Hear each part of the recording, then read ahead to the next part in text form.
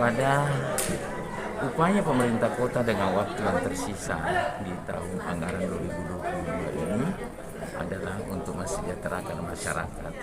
Geliat-geliat ekonomi di Parepare kita harus tingkatkan.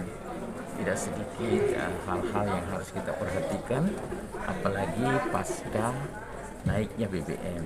Nah, saya jujur katakan dengan anggaran APBD perubahan ini menjadi ruang bagi pemerintah kota untuk mengambil langkah-langkah, hak-hak prioritas, kebutuhan-kebutuhan dasar masyarakat untuk kita implementasikan.